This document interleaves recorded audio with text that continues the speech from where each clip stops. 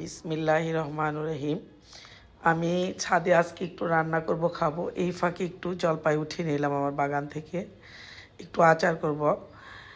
Hello everyone, আসসালামু আলাইকুম। বন্ধুরা সবাই কেমন আছেন? আলহামদুলিল্লাহ আমি ভালো আছি। তো এই আচারটাতে খুব সুন্দর একটা রহস্য আছে, একটা গল্প আছে। আমি আমার বন্ধুদের সাথে এই আচার করব আর গল্পটা করব, শুনবেন। তো প্রতি বছর আমাদের স্টাফের মধ্যে একজন, উনি আমাদেরকে এই জলপাইয়ের আচারটা করে খাওয়ান। তো ওনার আচারটা খেতে খুবই ভালো লাগে আমার কাছে। আর আমি প্রত্যেকবারই জিজ্ঞেস করি যে ম্যাডাম আপনার আচারটা কেমন জানি স্বাদ হয়, খুব ভালো লাগে। তো আমি চেষ্টা করি, আমারটা হচ্ছিল না। তো উনি বলে যে এইভাবে এইভাবে, মানে যেভাবে বসায় আর কি বলে। তো এবারও যখন আচার ম্যাডাম আমাদের করে খাওয়াচ্ছে, তখন আমি ওই সে একই গল্প, ম্যাডাম পুরো ডিটেলসটা বলেন তো কীভাবে বসান। তো আমি ভাবলাম যে কী জানি একই মশলা দিয়ে এক একজনের হাতে এক এক রকম স্বাদ হয়, তাই বুঝি। তো এবার আবার আমি জিজ্ঞেস করলাম কী কী মশলা দেন। তারপর উনি বললো তেজপাতা, দারচিনি, এলাচি, পাঁচফোড়ন, শুকনো মরিচ, এগুলো বেটে আবার সেই আচারের সাথে উনি মিশিয়ে নেন। তো আসলে আমরা তো দারচিনি, এলাচি, তেজপাতা, এই মশলাগুলো কিন্তু আমি আচারে দিই না। পাঁচফোড়ন, মিষ্টি সস, রাঁধুনি সস আর ঝাল মশলা দিই।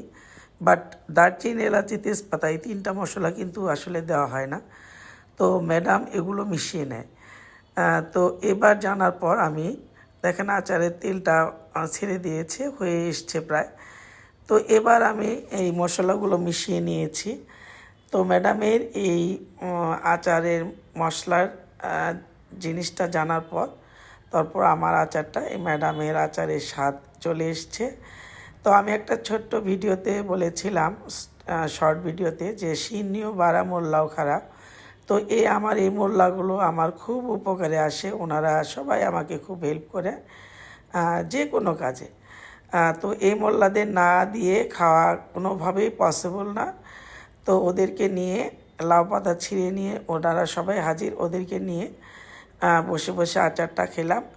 তো বন্ধুরা, আমার এই আচারের মতো করে আপনারাও একটু দারচিনি, এলাচি আর তেজপাতা একটু টেলে নিয়ে আচারের সাথে মিশিয়ে দেখবেন, সেই আচার স্বাদটা খুবই ভালো লাগে।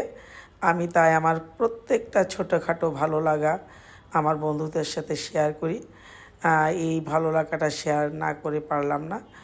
আর এখন জলপাইয়ের সিজন চলছে, একবার এইভাবে ট্রাই করবেন, ভালো লাগবে ইনশাল্লাহ।